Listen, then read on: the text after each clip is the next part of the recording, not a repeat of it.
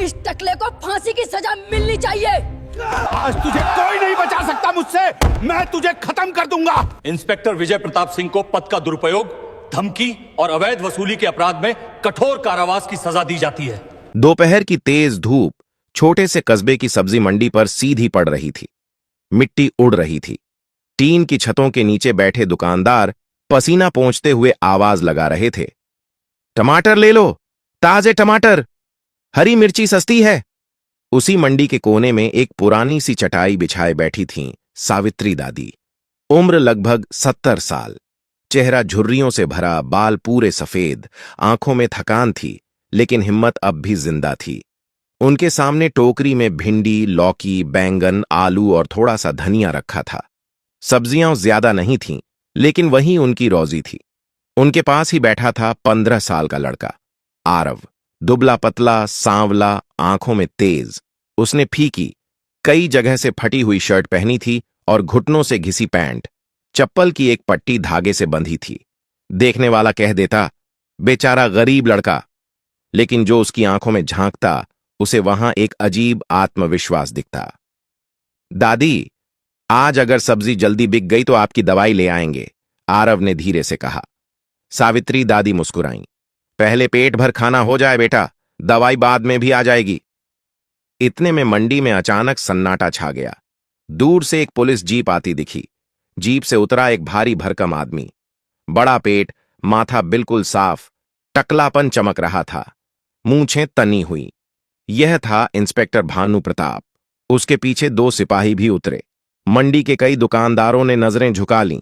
कुछ ने तुरंत सब्जी की टोकरी ठीक करनी शुरू कर दी। सब जानते थे, इंस्पेक्टर भानु प्रताप महीने में 2-3 बार आता है। पैसे नहीं देता, जो मन करे उठा ले जाता है। वह सीधे सावित्री दादी की चटाई के पास आकर रुका। ओ बुढ़िया, क्या हाल है? आज तो सब्जी ताजी लग रही है, उसने हंसते हुए कहा। दादी ने सिर झुका लिया। नमस्ते साहब।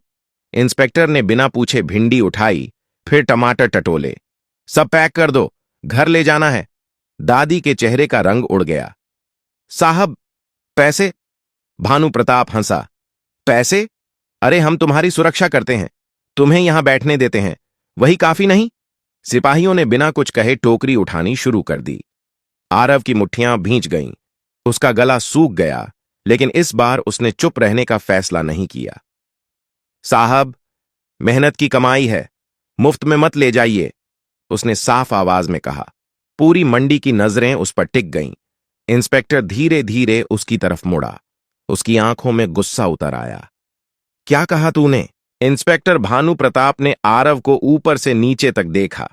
फटी शर्ट, घिसी पैंट, दुबला शरीर, उसे हंसी आ गई। अरे वाह, बुढ़िया का वकील भी है साथ में, उसने व्यंग्य किया। मंडी में खड़े लोग चुप थे, किसी में हिम्मत नहीं थी कुछ बोलने की। आरव ने इस बार और साफ आवाज में कहा, साहब, आप कानून के आदमी हैं। कानून सिखाता है कि किसी की चीज बिना पैसे लिए नहीं लेनी चाहिए। दोनों सिपाही एक दूसरे का चेहरा देखने लगे। भानु प्रताप का चेहरा तमतमा गया। कानून मुझे सिखाएगा तू? वह आगे बढ़ा और आरव की कॉलर पकड़ ली। जानता है मैं कौन हूं? आरव का गला दब रहा था, लेकिन उसने नजरें नहीं झुकाईं। जानता हूं, आप पुलिस वाले हैं, इसलिए तो कह रहा हूं कि आप गलत मत कीजिए। सावित्री दादी घबराकर उठी। साहब, बच्चा है, छोड़ दीजिए, जो ले जाना है ले जाइए। भानु प्रताप ने दादी को धक्का दिया। वह लड़खड़ाकर चटाई पर बैठ गईं। अब आरव से सहा नहीं गया। आप दादी को हाथ मत लगाइए, बस यही शब्द चिंगारी बन गए। बहुत जुबान चल रही है इसकी, इंस्पेक्टर गरजा। इसे थाने ले चलो, सरकारी काम में बाधा डाल रहा है। साहब, मैंने क्या किया? आरव ने कहा। अब बताएंगे थाने में, सिपाही ने उसका हाथ मरोड़ दिया। मंडी के लोग सब देख रहे थे, कोई आगे नहीं आया। सावित्री दादी रोती हुई पीछे पीछे भागी।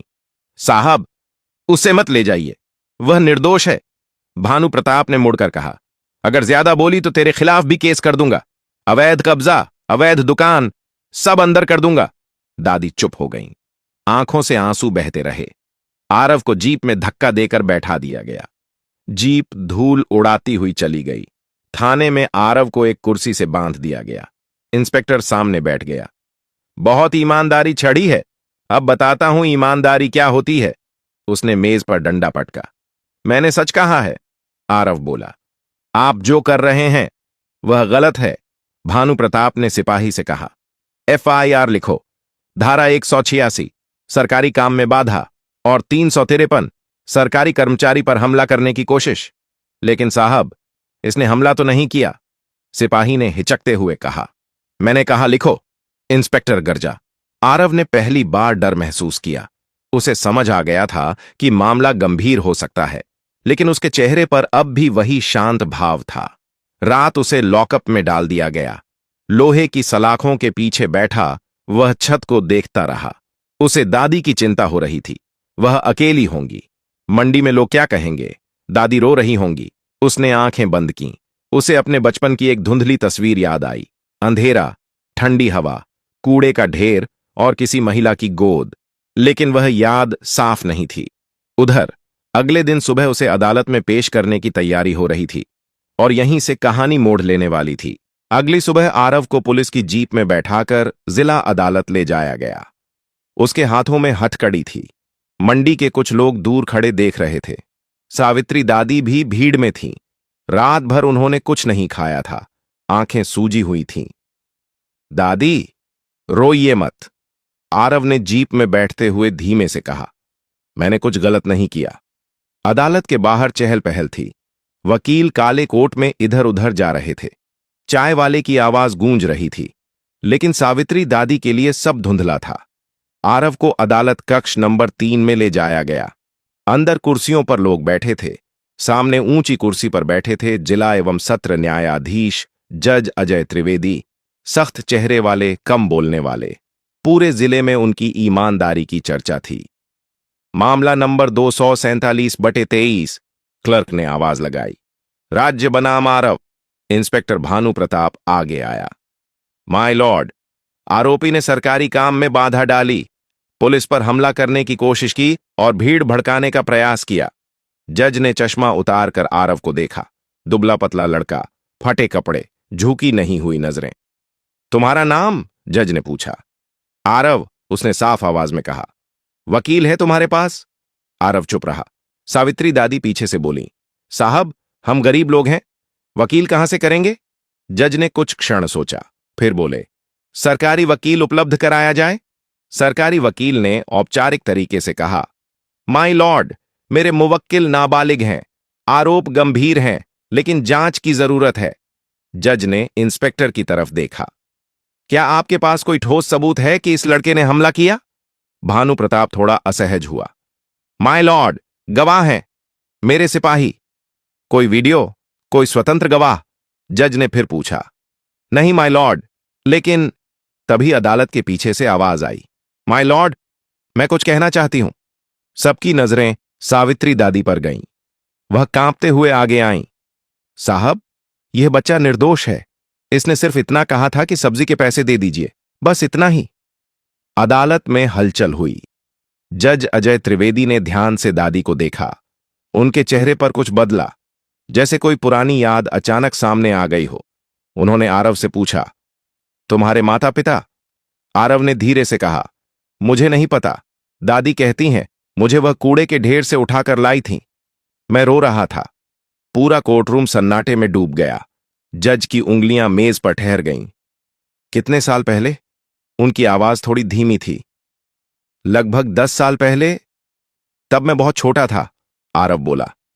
जज की आंखों में एक अजीब सा भाव आया, क्योंकि 10 साल पहले उनका अपना 3 साल का बेटा एक मेले में खो गया था और आज उनके सामने खड़ा यह लड़का। उन्हें पहली बार शक हुआ, क्या यह सिर्फ संयोग है? अदालत में कुछ पल के लिए गहरा सन्नाटा छा गया। जज अजय त्रिवेदी की निगाहें अब भी आरव पर टिकी थीं। वह उसे ध्यान से देख रहे थे। उसकी आंखें, उसका माथा, बोलने का तरीका, कुछ था जो उनके भीतर हलचल पैदा कर रहा था। तुम्हारी उम्र कितनी है? जज ने पूछा। 15 साल, आरव ने जवाब दिया। और तुम्हें दादी ने कब पाया था? सावित्री दादी आगे बढ़ीं।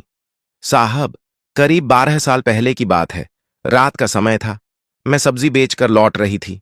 सड़क किनारे कूड़े के ढेर के पास रोने की आवाज आई। देखा तो यह बच्चा कपड़े में लिपटा पड़ा था। कोई आसपास नहीं था।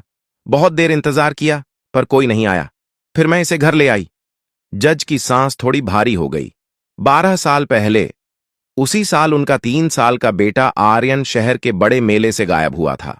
पुलिस ने बहुत खोज की थी, अखबारों में फोटो छपे थे, पर कोई सुराग नहीं मिला। जज ने अपने सहायक को धीमे से कुछ कहा। सहायक तुरंत बाहर चला गया। इंस्पेक्टर भानु प्रताप बेचैन हो रहा था। उसे लग रहा था मामला हाथ से निकल रहा है। माय लॉर्ड, वह बोला, यह भावनात्मक कहानी है, लेकिन आरोपी ने कानून तोड़ा है। जज ने उसकी तरफ देखा। इंस्पेक्टर साहब, अदालत भावनाओं से नहीं, तथ्यों से चलती है, और अभी तक आपने कोई ठोस सबूत पेश नहीं किया है। भानु प्रताप चुप हो गया। जज ने आदेश दिया, आरोपी नाबालिग है, उसे जुवेनाइल होम भेजने के बजाय अस्थायी रूप से बाल संरक्षण अधिकारी की निगरानी में रखा जाए। साथ ही इस मामले की स्वतंत्र जांच होगी। आरव ने पहली बार राहत की सांस ली। तभी जज ने एक और आदेश दिया, और एक बात, 12 साल पहले दर्ज एक गुमशुदगी की फाइल मंगाई जाए। Case number 118। कोर्ट में बैठे पुराने क्लर्क ने चौंक कर ऊपर देखा। उसे याद था वह केस, जज साहब का अपना बेटा। इंस्पेक्टर भानु प्रताप के चेहरे का रंग उड़ गया। अगर यह मामला गहराया तो उसकी सब्जी वाली हरकतें भी सामने आ सकती थीं। सुनवाई स्थगित कर दी गई। शाम को जज अपने चैम्बर में अकेले बैठे थे। उनके सामने पुरानी फाइल खुली थी। उसमें उनके बेटे आर्यन की फोटो थी। 3 साल का बच्चा, बड़ी आंखें, दाहिने कान के पीछे छोटा सा तिल। जज की उंगलियां कांप गईं। उन्होंने तुरंत बाल संरक्षण अधिकारी को बुलाया। लड़के के दाहिने कान के पीछे देखिए, कोई तिल है क्या? कुछ देर बाद अधिकारी वापस आया। जी सर, है। कमरे में जैसे समय थम गया। जज कुर्सी पर पीछे टिक गए। आंखें नम हो गईं। क्या यह सच हो सकता है? क्या उनका खोया हुआ बेटा इतने सालों बाद फटे कपड़ों में एक सब्जी बेचने वाली दादी के साथ उनके सामने खड़ा था? लेकिन अभी यह सिर्फ शक था। सच जानने के लिए एक और कदम जरूरी था, डीएनए जांच। और उधर इंस्पेक्टर भानु प्रताप समझ चुका था कि अब मामला सिर्फ एक लड़के का नहीं रहा। अब यह उसके करियर और शायद उसकी आजादी का सवाल बन चुका था। अगले दिन अदालत में फिर सुनवाई थी। इस बार माहौल अलग था। खबर पूरे शहर में फैल चुकी थी कि जज अजय त्रिवेदी ने एक पुराने गुमशुदगी केस की फाइल दोबारा खुलवाई है। अदालत कक्ष में असामान्य भीड़ थी। वकील, पत्रकार, स्थानीय लोग सब जानना चाहते थे कि मामला आखिर है क्या। आरव को फिर से पेश किया गया। इस बार उसके हाथों में हथकड़ी नहीं थी। जज अजय त्रिवेदी सीधे मुद्दे पर आए। अदालत के आदेश पर आरोपी और न्यायालय के बीच संभावित संबंध की जांच के लिए डीएनए टेस्ट कराया जाएगा, उन्होंने शांत लेकिन भारी आवाज में कहा। पूरा कोर्ट रूम फुसफुसाने लगा। इंस्पेक्टर भानु प्रताप घबरा गया। मामला जितना लंबा चलेगा उतना खतरा बढ़ेगा, क्योंकि अब अदालत स्वतंत्र जांच भी करवा रही थी और उसमें मंडी के कई दुकानदारों के बयान शामिल होने वाले थे। सावित्री दादी घबराई हुई थीं। उन्होंने धीमे से आरव का हाथ पकड़ा। बेटा, जो सच है वही सामने आएगा, डर मत। आरव चुप था। उसके भीतर भावनाओं का तूफान था। क्या सच में उसका कोई और घर था? क्या कोई पिता उसे ढूंढ रहा था? लेकिन एक बात साफ थी, जिसने उसे पाला वहीं उसकी दुनिया थी। 3 दिन बाद डीएनए रिपोर्ट अदालत में पेश हुई। कोर्ट में सन्नाटा था। जज ने फाइल खोली। कुछ सेकंड तक पढ़ते रहे। फिर उन्होंने चश्मा उतार दिया। उनकी आंखों में आंसू थे। रिपोर्ट के अनुसार आरोपी आरव और इस न्यायालय के न्यायाधीश अजय त्रिवेदी के डीएनए में पूर्ण मेल पाया गया है। शब्द हवा में ठहर गए। सावित्री दादी का हाथ कांप गया। आरव स्तब्ध खड़ा था। जज कुर्सी से उठे। कई सालों की सख्ती, संयम, कानून की दीवार, सब टूट गया। आर्यन, उनके होंठों से नाम निकला। आरव के मन में जैसे कोई बंद दरवाजा खुल गया। कुछ धुंधली यादें, एक मेले की रोशनी, एक मजबूत हाथ जिसने उंगली पकड़ी थी। लेकिन वह आगे बढ़कर दादी के पास खड़ा हो गया। माय लॉर्ड, उसकी आवाज भर्रा गई। अगर मैं आपका बेटा हूं तो भी मेरी दादी वही हैं। इन्होंने मुझे पाला है। पूरा कोर्ट रूम भावुक हो गया। जज अजय त्रिवेदी ने सावित्री दादी की ओर देखा। आपने मेरे बेटे को नया जीवन दिया। आपका एहसान कभी नहीं चुका सकता। दादी रो पड़ी। साहब, मैंने तो बस इंसानियत निभाई थी, लेकिन अभी एक मामला बाकी था। जज की आवाज फिर कठोर हो गई। अब इंस्पेक्टर भानु प्रताप के खिलाफ स्वतंत्र जांच की रिपोर्ट पेश की जाए। जांच अधिकारी खड़े हुए। माय लॉर्ड, मंडी के 7 दुकानदारों ने बयान दिया है कि इंस्पेक्टर महीनों से मुफ्त में सामान लेता रहा है। कई बार धमकी भी दी गई। भानु प्रताप का चेहरा सफेद पड़ चुका था। अब कहानी सिर्फ एक परिवार के मिलन की नहीं थी, अब न्याय होने वाला था। अदालत में सन्नाटा था। सबकी निगाहें जज अजय त्रिवेदी पर थीं। अब वह सिर्फ एक पिता नहीं थे, वह कानून की कुर्सी पर बैठे न्यायाधीश थे। उन्होंने धीमे लेकिन सख्त स्वर में कहा, इंस्पेक्टर भानु प्रताप, आपके खिलाफ प्रस्तुत गवाहियों, मंडी के दुकानदारों के बयान और प्रारंभिक जांच रिपोर्ट के आधार पर यह स्पष्ट है कि आपने अपने पद का दुरुपयोग किया है। भानु प्रताप के माथे पर पसीना चमक रहा था। उसका वही टकला सिर अब झुका हुआ था। आप पर अवैध वसूली, धमकी और शक्ति के दुरुपयोग का मामला दर्ज किया जाता है। तत्काल प्रभाव से आपको निलंबित किया जाता है। आगे की आपराधिक कार्यवाही सत्र न्यायालय में चलेगी। कोर्ट रूम में हलचल हुई। कई दुकानदारों की आंखों में संतोष था। जज ने आगे कहा, जहां तक आरव का प्रश्न है, अदालत पाती है कि उसके खिलाफ लगाए गए आरोप निराधार और दुर्भावनापूर्ण थे, अतः उसे तत्काल बाइज्जत बरी किया जाता है। सावित्री दादी ने भगवान का नाम लिया। उनकी आंखों से आंसू रुक नहीं रहे थे। आरव शांत खड़ा था। वह जीत गया था, लेकिन उसके भीतर भावनाएं उलझी हुई थीं। जज ने कुछ क्षण रुककर कहा, और अब एक निजी बात। कानून की मर्यादा में रहते हुए मैं यह कहना चाहता हूं कि आज मुझे मेरा खोया हुआ बेटा मिल गया है, लेकिन मैं यह भी मानता हूं कि जिसने उसे पाला वही उसकी सच्ची मां है। पूरा कोर्ट रूम खड़ा हो गया। तालियां गूंज उठीं। जज अपनी कुर्सी से नीचे उतरे। वर्षों बाद उन्होंने अपने बेटे को गले लगाया। वह पल किसी फिल्म जैसा नहीं था। वह सच्चा, भारी और खामोश था। आरव ने भी पहली बार पिता को महसूस किया, लेकिन उसने तुरंत दादी की तरफ देखा। दादी, आप कहीं नहीं जाएंगी, हम तीनों साथ रहेंगे। जज ने मुस्कुराकर कहा, हां, अब कोई अकेला नहीं रहेगा। उस दिन अदालत से सिर्फ एक फैसला नहीं निकला था, एक अन्याय खत्म हुआ था, एक परिवार जुड़ा था और एक संदेश पूरे शहर में फैल गया था। कानून देर से सही, लेकिन सच के साथ खड़ा होता है। लेकिन कहानी यहीं खत्म नहीं होती, क्योंकि असली बदलाव अब भी शुरू होना था। फैसले के बाद शहर कई दिनों तक उसी चर्चा में डूबा रहा। लोग कहते थे, देखा, सच छिपता नहीं। मंडी में अब माहौल बदल चुका था। दुकानदार पहले की तरह डरे हुए नहीं थे। कोई मुफ्त में सब्जी लेने नहीं आता था। पुलिस की गाड़ी दिखती भी तो लोग अब आंखें झुकाते नहीं थे। इंस्पेक्टर भानु प्रताप के खिलाफ विभागीय जांच तेजी से चली। कुछ ही हफ्तों में उस पर आपराधिक मुकदमा दर्ज हो गया। जिन सिपाहियों ने चुपचाप उसका साथ दिया था, उन्होंने भी बयान बदल दिए। सच बाहर आने लगा।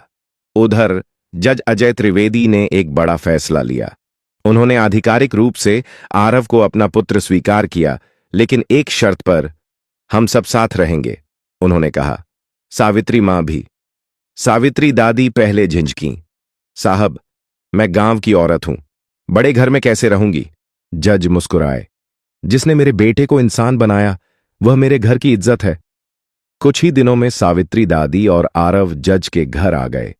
लेकिन आरव ने एक और बात साफ कर दी, पापा, मैं अपनी पढ़ाई जारी रखना चाहता हूं और बड़ा होकर वकील बनना चाहता हूं। जज की आंखों में गर्व था। तुम्हें जो बनना है बनो, लेकिन हमेशा याद रखना, कानून ताकतवरों के लिए नहीं, कमजोरों की रक्षा के लिए होता है। आरव ने सिर हिलाया। महीनों बीत गए। आरव ने पढ़ाई में मन लगाया। अच्छे स्कूल में दाखिला मिला। अब उसके पास नए कपड़े थे, अच्छी किताबें थीं, लेकिन उसने अपनी पुरानी फटी शर्ट संभाल कर रखी। वह उसे कभी कभी निकाल कर देखता, क्योंकि वही उसे याद दिलाती थी कि वह कहां से उठा था। सावित्री दादी अब भी कभी कभी मंडी जाती, लेकिन सब्जी बेचने नहीं, बस पुराने साथियों से मिलने। लोग उन्हें सम्मान से मां जी कहकर बुलाते। एक दिन शाम को तीनों घर की छत पर बैठे थे। हल्की हवा चल रही थी। आरव ने आसमान की तरफ देखा और कहा, अगर उस रात दादी मुझे कूड़े से न उठाती तो शायद मैं जिंदा भी न होता। जज ने धीरे से कहा, कभी कभी भगवान इंसान के रूप में मदद भेजता है। सावित्री दादी हंसी। बस बस, अब इतनी बड़ी बातें मत करो, चाय ठंडी हो रही है। तीनों हंस पड़े। यह कहानी किसी चमत्कार की नहीं थी, यह कहानी हिम्मत की थी।